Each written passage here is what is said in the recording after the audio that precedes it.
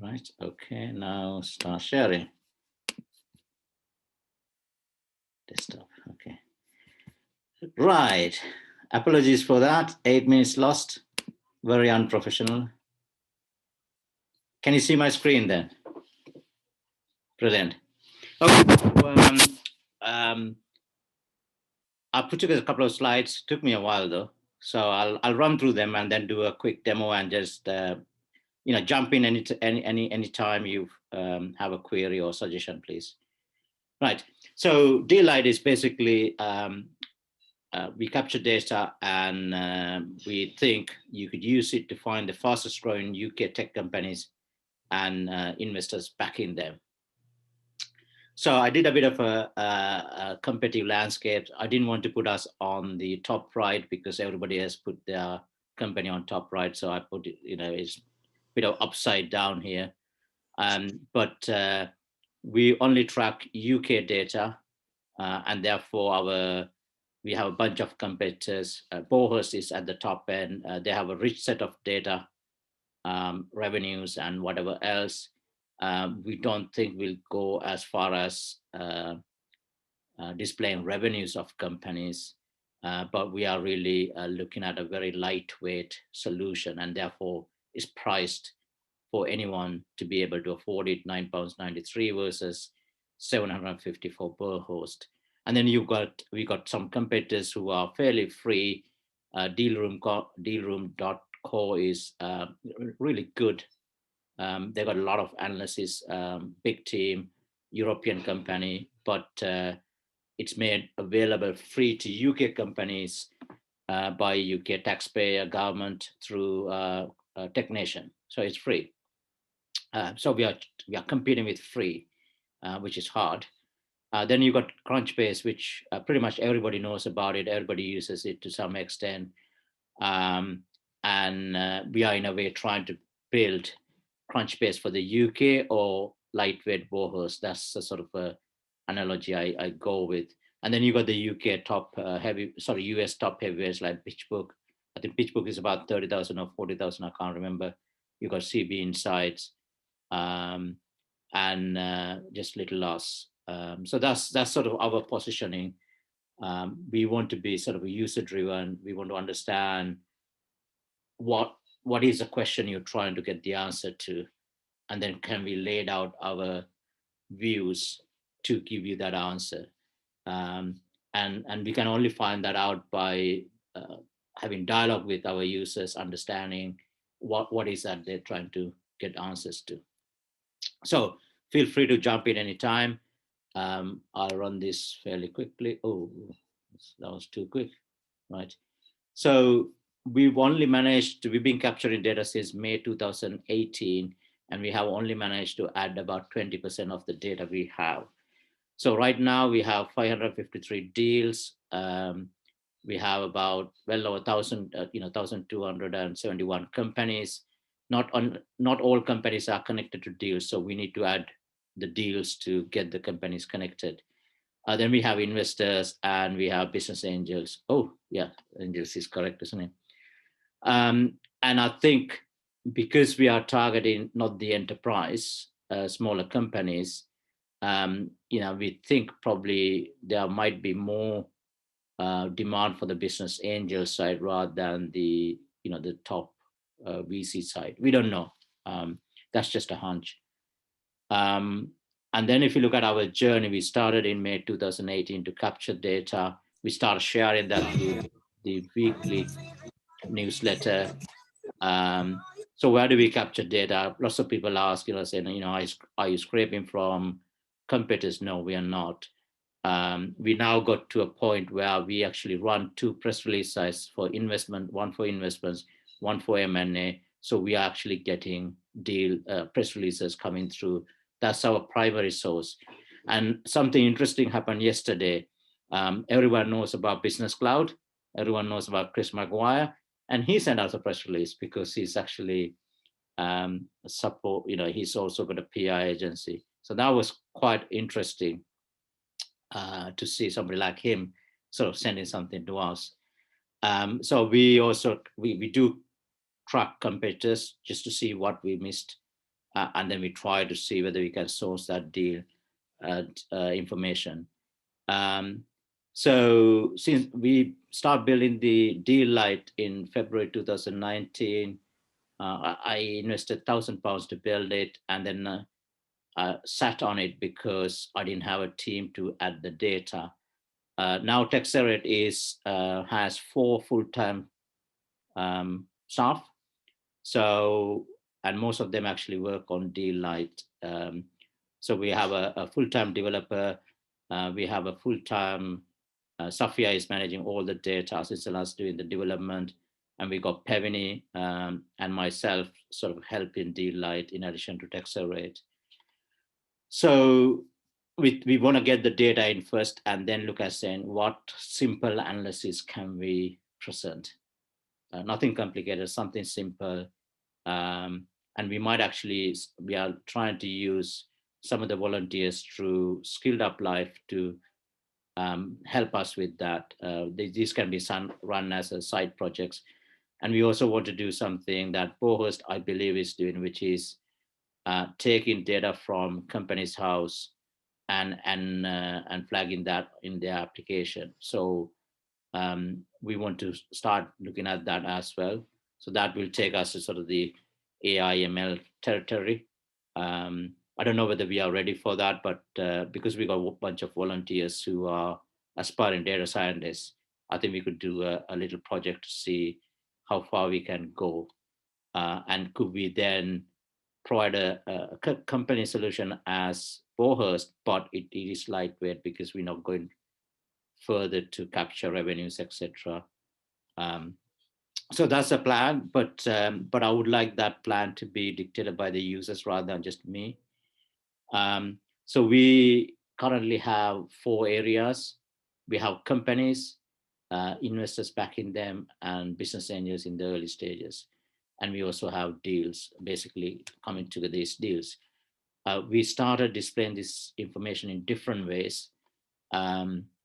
So if we look at the first one, I'll go into the app and do a proper demo. But this is the company view. So you have full access to this. So our framework is very much column based. Each one is typically a single page web application, but in this case, this is our own data. So so if you look at here, the one Company House one is not our data, is a live stream. We don't store any data from Company's House, whereas Bohurst and others would. To extract data, we do not do that. It's a live stream, and we are simply displaying director's overview of the company and the documents that have been filed. Now, we can go further into Company's House, but if we understand that, then we can start building more apps from, around Company's House. So this, then we have a number of, if you call this a view, then we have a number of tabs, deal, company, investors, etc., where we give slightly different set of information based on the type of question you might have. Then we have the investor view, which is similar. Then we have a business angel view. Obviously, business angels are not entities, legal entities as such, so there's no Company House information. So the first 2 have been released to you. Third one, this one hasn't been released. It's just that we haven't got the interactions working because my developer started building the cap table visualizer, which is my sort of pet project. And so once she's finished it, get the first version out, then we'll come back and get this sorted out and release. So that's just sometime this month. Deals view, this is basically working out on how best to present this. So the deals are actually captured in here, but we can do we can give more focus to just deals. So the engagement now, I think we are starting to differentiate here a little bit. So I don't know whether you've seen this. No, you probably haven't, because I added this yesterday or this morning. We now have 2 other apps, a Twitter RSS feed. So the RSS feed basically brings your blog post, which gives extra level of intelligence. So there might be something in here that flag your interest, and then you could follow up. And then Twitter, we need to add a function to allow you to tweet, so allow you to generate a new tweet. But right now, you could respond to existing tweet to have a dialogue. So I think the minute we give you the ability to create a tweet, you could look at saying, okay, Hiring Hub is a lead for me. I want to have a quick chat with them. Obviously, you're chatting with the Twitter account holder, not the CEO, but I can generate a tweet just to, maybe, whatever you want to say, you can start to do that. Then, okay, so it's a quick presentation. You see in certain things it can do, but what's the real value for you? Now, that's what I want to learn from you so that we can arrange this, configure this in a way to give you that value. So my assumptions are that DLight could be used as a lead generation for service providers, especially recruitment companies. If a company raises Series A, you know that they're going out to hire people. Obviously, you want to know about them before the announcement comes out because everybody will be calling them. Or you could look at saying, okay, Seed, not going to hire many people, but I want to follow them. So, as soon as you know that if it's a seed company, probably going to raise, another investment round within the next 18 months or so. So you could start to look at saying, how do we track them? So we don't provide any tracking tools as such, but if you understand the need, then we can look at it. Again, training comes out after recruitment, obviously. Accountancy firms, legal firms, or anyone selling any services to tech companies can use us as a lead generator. Then the deal flow for investors. Now, investors have many tools. The savvy investors are not just sitting idle. They're actually building their own products similar to us to find out companies early. And some of the companies are spending, these are investors spending over $1 million a year just trying to identify that company before anyone else. So there's a lot happening. So our competition is not just our competitors, as I've shown you, it's also the investors themselves. And the investors have started to release some of the products, allowing us to use them because, some of the products are quite comprehensive. They've got revenues, they've got projections. So quite interesting landscape right now. Then for the startups, not at the moment, we might not necessarily be the right tool because Crunchbase also has a lot of data free, but we think we can get to a point where you could start to shortlist investors, especially business angels, and then using the Twitter function, maybe have a quick chat. Then for what I call the general knowledge seeker, to give a quick understanding of the investment landscape. So we don't have the presentation of that right now, but we can quickly start to build that in April, starting with giving some basic information about weekly, monthly, etc. Then going deeper into that. And also valuation, obviously that's really hard to come by. The valuation data is really using the company house data to extrapolate a certain valuation based on the last price they pay, whoever they paid for the bunch of shares. So we've done some manual work in this. So once we get the cap table apps built, we can start to put some valuations in. But I think we will only do that for certain limited number of companies where, maybe one of our users asks us saying, could you find out the value of this company, the last round? So because it's lab intensive, I don't know whether we can get to a point, if we get that AI project off the ground, maybe that can be used to automatically estimate the value. But that's a tough one. But if we do that, I think maybe we can, the value of what we're creating might be even higher. So just looking at the future plan, I'll be very quick. What we are discussing is about the past, something that happened in the past. So the fundraising history. So we capture a deal. Now is Series B. We might not necessarily have Series A seed, pre-seed, whatever else. So we want to then go back to try to get that data. And I think that will become easier once we got the cap table apps built, because we can then build that through cap table into the deal we capture, and then obviously the valuations. But this get very interesting when we look at saying, okay, that's the past, but I want to know about companies raising investment now. What can we do? Obviously, the companies raising through sites like Crowdcube, Seeders, etc., all public, so we can start to do something with that data. We also get various emails that list currently raising, companies raising current round, so we can start to populate that data in.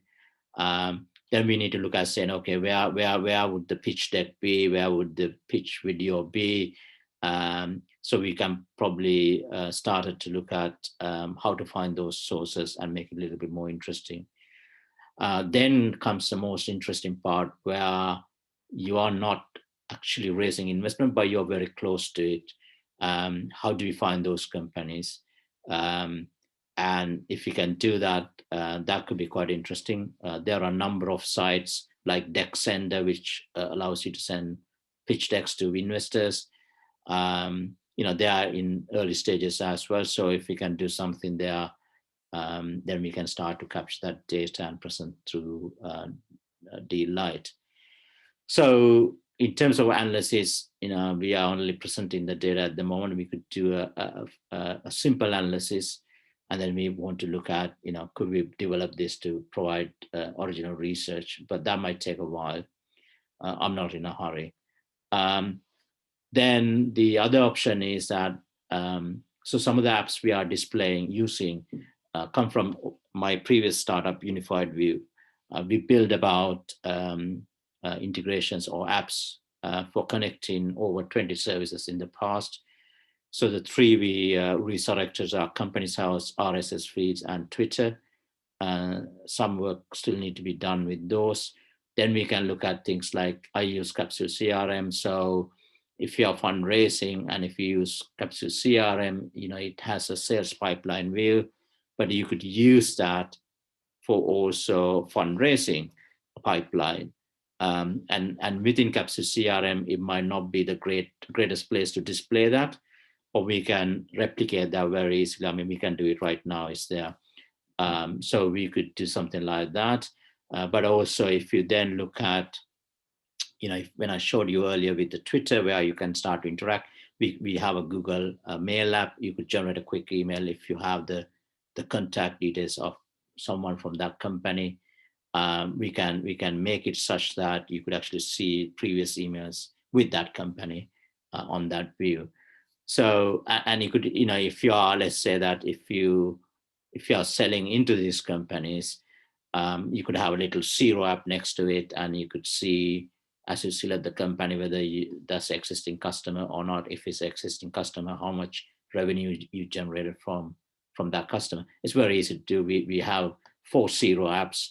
Might need slight configurations to do that, but they are all there. We have file sharing, lots of other apps in all Unified View. So I think if we can bring them back, I'm actually getting usage, but obviously I've got to generate revenue for that as well, because I've burned quite a bit of cash building Unified View in the past. So so that's sort of a quick summary. I'll stop sharing that. Any questions?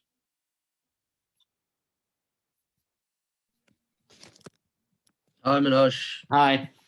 I know recruitment's a particular target of yours, which is totally understandable, because we people like myself would definitely be interested in this, and I think what you're building is great. Couple of things. There's another competitor to look at. There's one called Talent Ticker, who are very specific to recruitment. I think one of the key things in terms of your development there would be to understand key contacts within a business, and whether or not there's any integration that you could do with LinkedIn sort of identify, you know, CTOs, directors, and you know, almost sort of link and give a particular point of contact within a business. And you know, the absolute ideal would be with some contact details as well. So obviously that would be of interest, you know, from a recruiter point of view, but I'm sure from others as well. Yeah, one thing we will never do is that we will not provide the contact details whatsoever. So we're not going to provide email addresses or mobile numbers. I don't know how our competitors get away with that. They do, but I don't want to do that. And I don't want to scrape from websites and you know they haven't clearly given consent. So just because it's on a public website doesn't mean that I have the right to include in my product. That's how I view it. So we will not have contact details.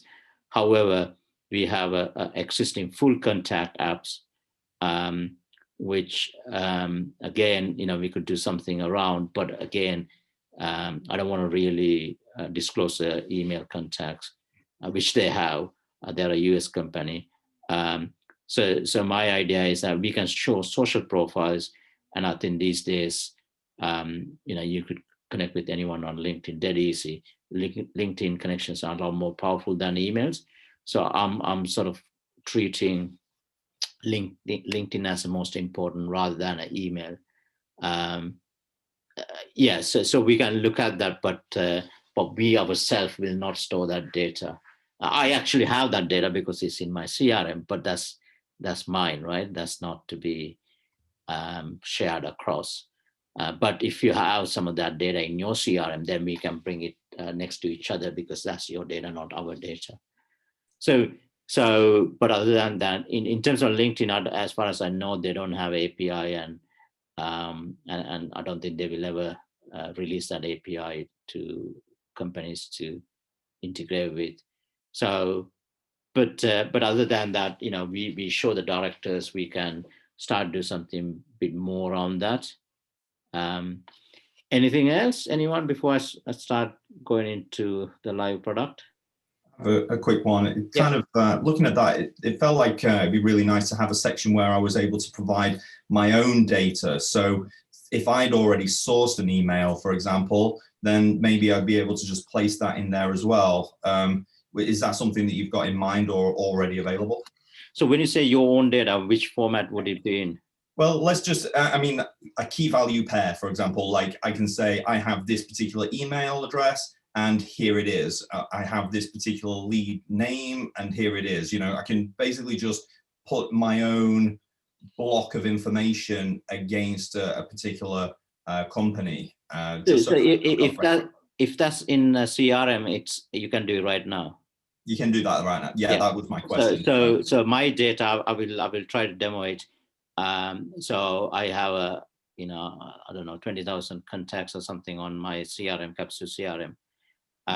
So I can see that data, and we haven't actually fine-tuned it, but we can make it that, you know, as you select the company or the investor, if that data exists in your CRM, then that will be displayed on the same view. Yeah, maybe you showed that at the beginning. I was a little bit late to the party, so sorry about that. I didn't with an actual party as well.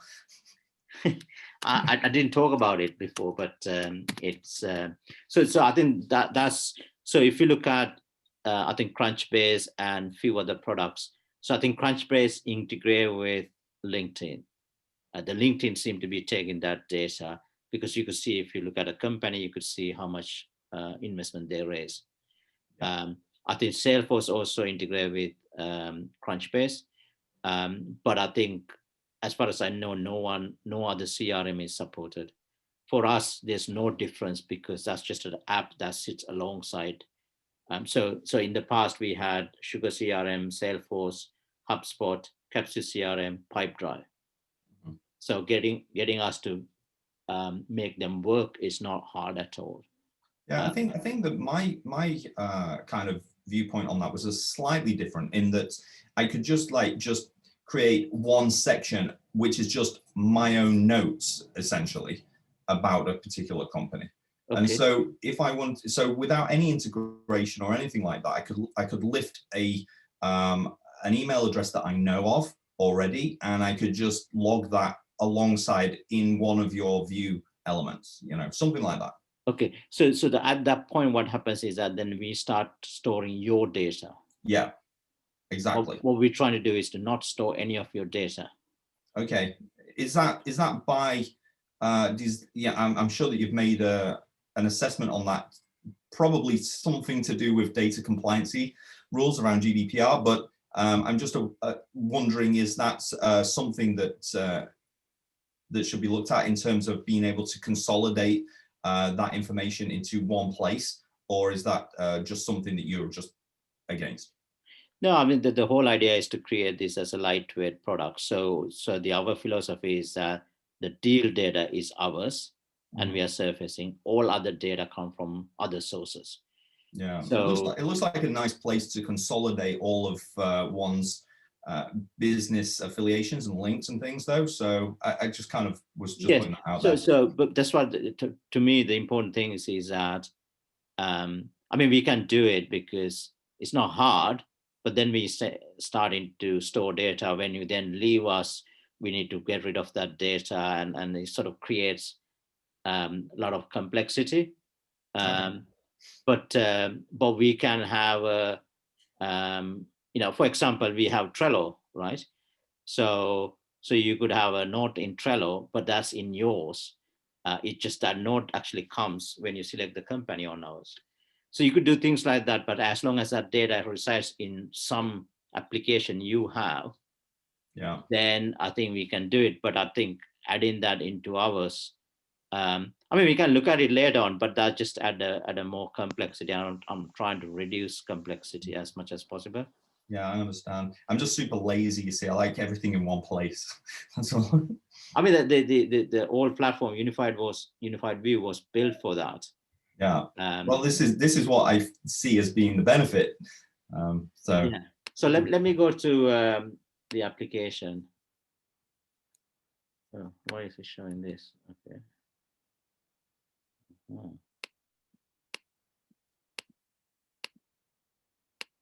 Okay.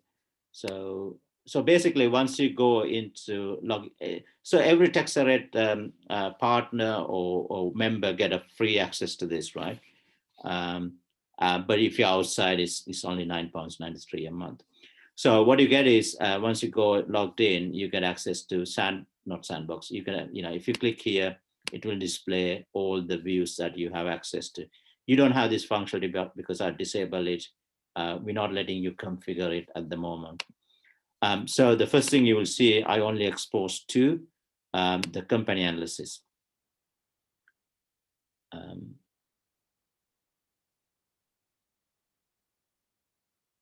Okay, so this still works on mobile, but it's not optimized for mobile because with the new iPhones, you sort of get up to about there.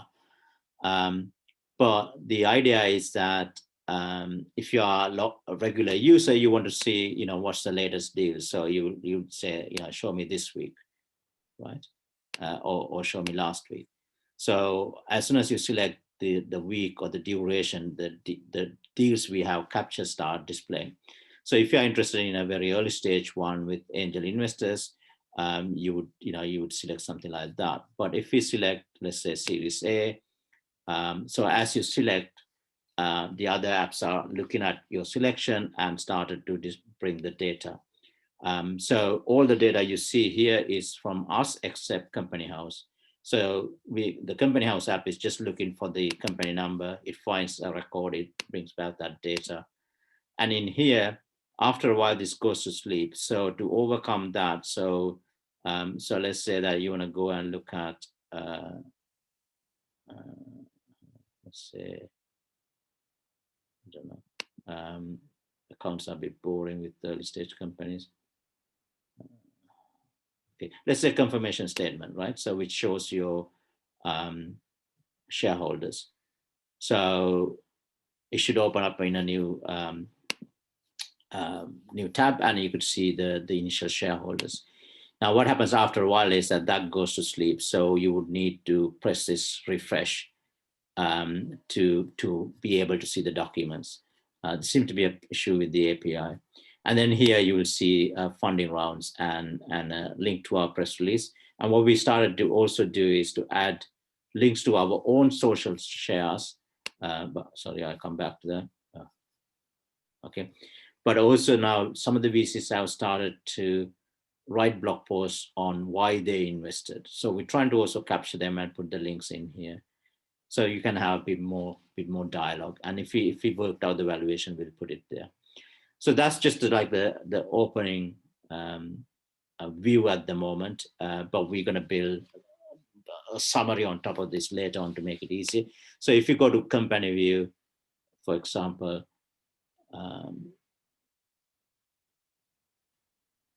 right, so you could, so let's try a local company hiring hub, which used to be a member of all Techcelerate, right? So we have captured quite a number of their deals, and if you look at this particular one, again, you know, because I got a little bit carried away, I put their shareholding, etc. I don't plan to do that for everything. Every company is too time consuming. So you could find shareholders, etc. In addition to the main shareholders who are the investors. So you could do the same with now our focus is investors rather than the company itself.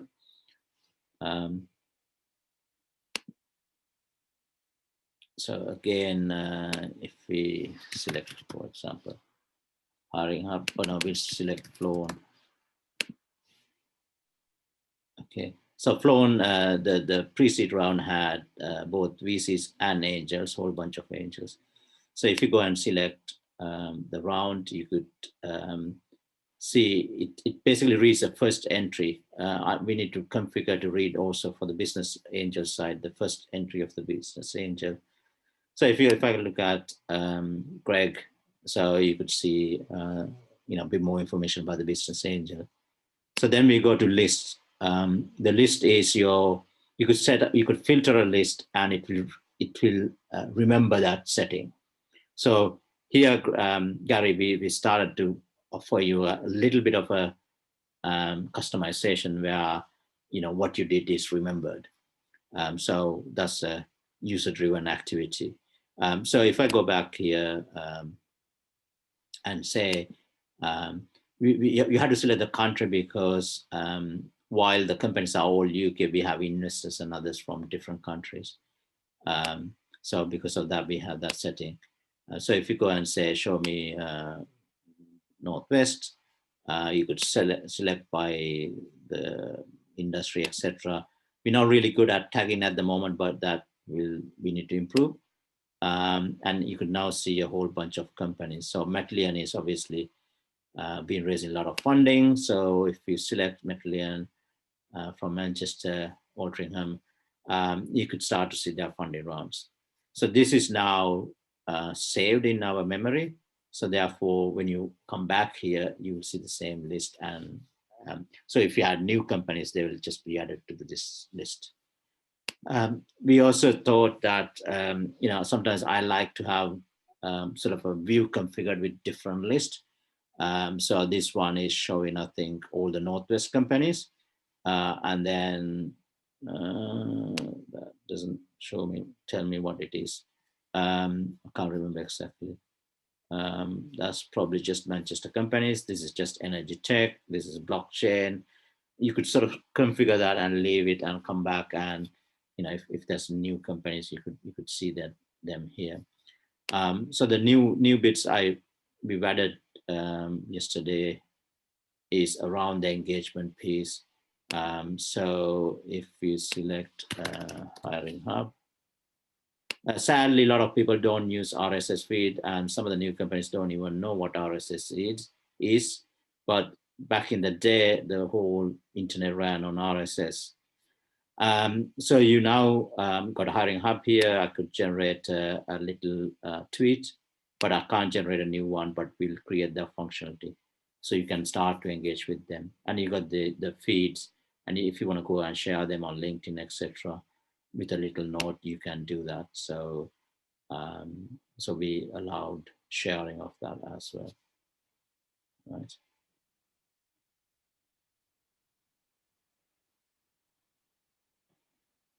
Okay, so so that, I think we can easily add Gmail, so that if you Gmail will sort of respond to the selection of the company, and you will be able to generate a new email, as well as it will display all emails.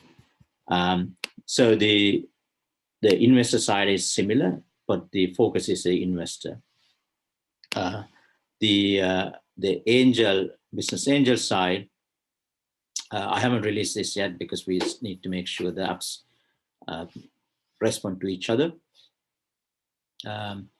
But if I look at, let's say, just to display, if I set up something called demo, okay, this is how easy, demo one. Obviously, we are not releasing the ability to configure yet. So the way this is built up is like, let's say, company selection.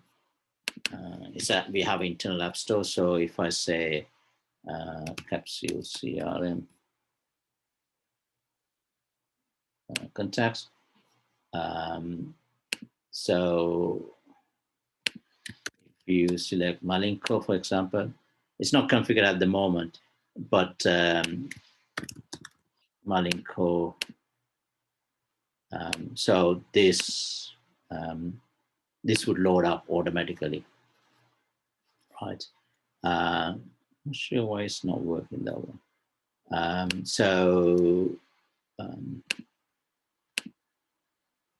Okay. So basically we can get these to respond. So I mean, this is talking about the future. We haven't made this working yet. Again, Google Contact, we can make you, obviously we can display what conversation you had. Obviously these are not working at the moment. So we can start to do different things, right?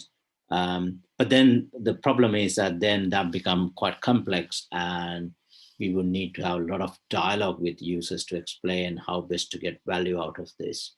So I'm not sure whether that's something we want to do right now, because I think we need to get value out of what we already built and understand how best to configure it.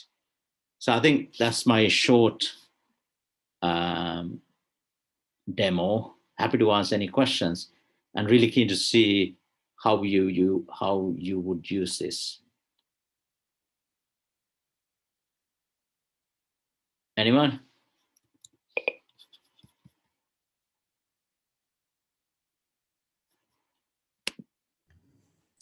I feel like it's like a good kind of source of truth type tool. I mean, I feel like I would be just using it for discovery and to try to sort of filter down upon companies or investors that might become relevant to us in the future. I mean, we're not really at that point of yeah. So I think it's the awareness tool, really. That's the way that I'm seeing it currently. As I said before, I'd like to sort of use that as being able to tag sort of those companies and just leave a little bit of information there that notes or something. But that would be kind of how I would like to use it. But I'm just seeing it as a visibility tool, really, at the moment. Yeah. I'm not quite sure how it's supposed to be used. It seems a little nebulous in some ways, but in other ways, I feel like in terms of productivity around it might be the place to focus. Yeah, it's difficult for me to answer that question. Maybe other people here could answer that better than I could. Paul, any thoughts? Is it useful? Yeah, I mean, we've talked about this before, Manoj, haven't we, in terms of how you're building it. Yeah. I mean, we've got, as you know, access to all sorts of platforms. We're about to actually sign up for Bowhurst again as well, having dismissed it in favour of the Bureau Van Dijk suite, Zephyr, Fame. We've got Experian, Market IQ. So we're after deal data for, and as well as being have to be investors into particular sectors, because obviously we're general practitioners. So it's not just tech stuff that we're looking at. And Bowhurst is obviously huge, and gives a massive range. But equally, as you said, it's very expensive, as all of them are. Yeah. Our favourites have always been PitchBook and Bowhurst. PitchBook is just out of our reach. I think we were quoted 27 grand actually, but how much was it? It's in the region that you were talking about. Yeah. Whereas Bowhurst, we can get that in the region of sort of 7 to 8K, and that's better. Okay. Better value for us. The Experian platform, Market IQ, costs us a 2 or 3 grand. The BVD platform and Moody's is probably 11, 12 grand in total with all the stuff. Yeah. But yeah, I mean, I'm very interested in it. It's just as a take on for us for this, it's not got the breadth of information that we need, but it's got some very useful information about some things that we'd be dealing with. Yeah. I mean, the problem is, it would be interesting to see, because I spoke to a Bowhurst customer recently, and I think the issue is that Bowhurst is sold as an enterprise proposition, and therefore there's a sales period involved, etc., and a lot of buy-in from the company. And we sort of trying to see come up with a product where, if you're if you're happy with it, you just expense through your credit card or debit card, whatever. Of course, yeah. It doesn't require much thinking. But then, we want to focus on saying, what is that specific question you got? So what is, do you want to, that's why we got that very first step saying, show me the deals of this week, right? I'm not bothered about the past week because I want to be up to date. So we got that. And then it's a matter of, how quickly can we get the data in? Now we're trying to be really, at least for this year, we got all our data in for 2021. It's a past data we're trying to catch up with now. So, and I think sometimes you will see that we will be faster than others, and other times you'll see that they're faster because they might have a process where that requires a lot of people involved, whereas ours is just one person doing it. So I don't know whether you've got teams of people, haven't we? At the end of the day, I mean, we've been in and out of Bowhurst for five or 6 years, but we had a second demo yesterday with our marketing team and also someone from group, and they know all about Techcelerate, by the way. So we mentioned Techcelerate, and we mentioned that they're referred to. I'll try and get the slide deck from yesterday. You're on their slide deck. Really? So, that's. Yeah. I can't remember how they what sort of box they had you in, but it was like a network group that feeds information into, or that they're watching in terms of what you're doing to feed data into their platform. Yeah. It wasn't from a Lite perspective. It was a Techcelerate perspective. Yeah. So I think I mean, it would be interesting to see that. I think that the test case for me would be that if you are using Bowhurst and could us be a complementary product, right? £9.93, it's not going to break your bank, and plus it's free for you, right?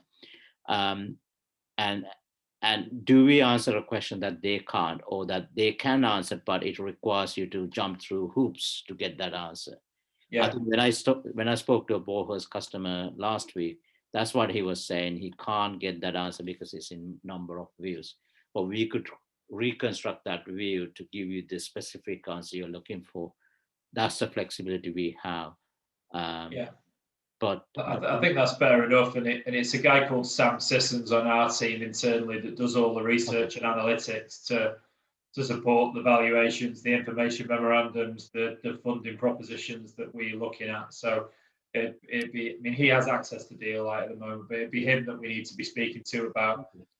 For me, it's always how useful. I mean, the Bureau van Dijk suite of products, the data in there is obviously expansive, but it's so clunky to use it. Yes.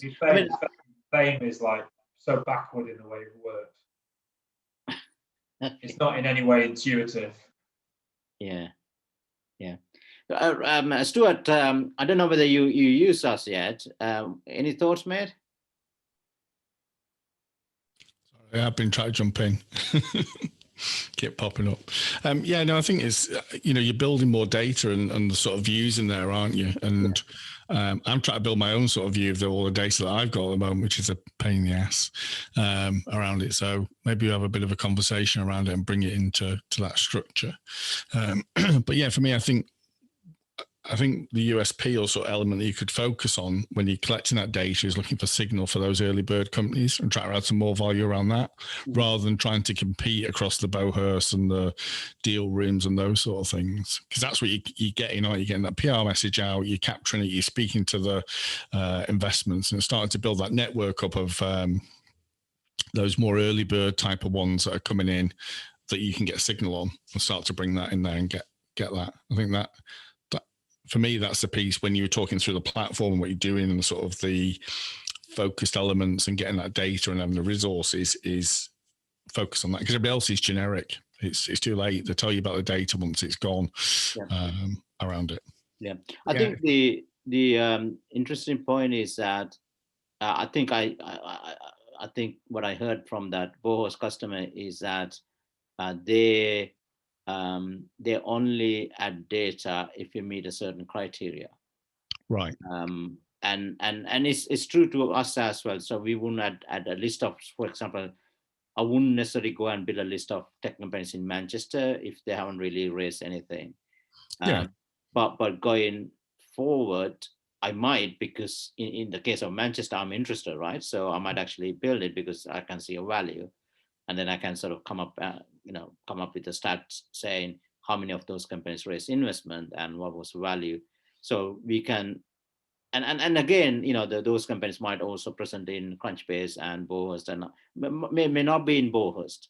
But I don't know whether we can actually go after a Bowhurst customer and try to reverse, join. Yeah, but I wouldn't, because that's sort of they're too far ahead. Whereas actually, if you've got data on seeded sort of companies that have took, I don't know, 50K, 100K or whatever it may be, and you're tracking them before their next investment and start to build signals around that, that's more interesting, isn't it? Because if people want to join in those investment rounds or be aware or sell services or that sort of thing, whereas because everybody else is just generic, it's just generic information. There's an investor, contact them, they've invested in 10 companies, blah, there's no point in competing at that level. It's a waste of time. You're just another sort of messaging in there, aren't you? Whereas if you can get that signal beforehand as it's coming through, that's the space. And then you can niche it down and start like CB Insights and start to talk about what's happening in health, what's happening in fintech.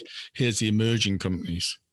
Because once we're at Series A and they've got 10 million, it's like, well, they're just going to get some more money. It's just going to happen, isn't it? It's like, whatever. So as an investor, very relevant to us, Manoj. This is very relevant, and why we even approached you in the first place without having had any funding at all. We were kind of like just scoping everything out and just trying to make the connections, and so that we could become kind of visible to possible investors. And so in that regard, we don't have any sort of like history of having funding, but of course we do see there's a potential value in that in some sense, and I think that that's what Stuart's alluding to there.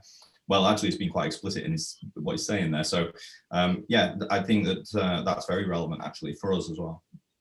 Also, the benefit to you, Gary, would be you can start to see those investors that are putting in the 50, 100K. There's a trend there. They're looking at, whatever sector you serve. There's that sort of data, and you can see the signals beforehand. Exactly. It was these very early figures that we were kind of looking at. So we were seeing that, where people have made, low ball early investments that are just kind of testing the water. That's exactly why we were here. Yeah. Okay. So who else we got? Robert? You're very quiet. Maybe uncharacteristically, yeah. No, I mean, it's interesting data. As you know, I'm not looking for investment right now. But having done this before, I just don't want to trawl around looking for somebody. It's actually quite good if you can. Signal is a good word, I think, because you'd be looking for sources of funding that are actually active, perhaps qualified by who you are and what you do. So it's kind of interesting. Bit early for me though, but yeah. Yeah. Okay. So so we're gonna continue to do this, and we're gonna find out who's willing to. I mean, obviously we're not charging to Techcelerate companies, but we got to find out who's our target customer. At the moment, we have very few paying customers, so it's a bit early in the day. But we need to, I think once we got the business angel side sorted out, and then maybe some couple of summary apps that sort of shows if you look at a summary of this week, last month, last quarter type thing, and then sort of sector-based type.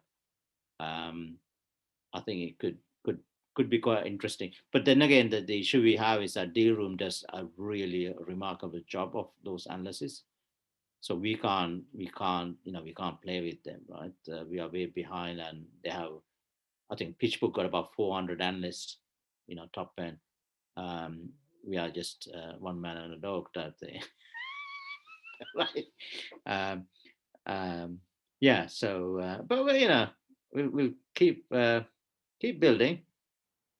But I mean, it would be great. Gary, I'll give some thought about sort of the note taking. I think that's definitely missing from some of the other competitors, but it is not hard for us to do it. It's just that whether I want to do it, that's the question. Long term, how do you go and cleanse that data off the database? Those are the issues.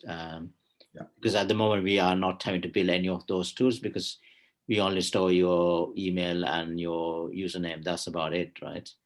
I can't imagine that data would be huge on disk. It should be just snippets of information, not like images or anything like that. It was just literally like a sticky note that you can just put alongside of things. That was kind of my concept there. So what we could do is that, I mean, it's possible that we could build that on not as data, but not within our database, but we could build it on I don't know, Google spreadsheet type or somewhere else, some other application using that rather than just our pure data.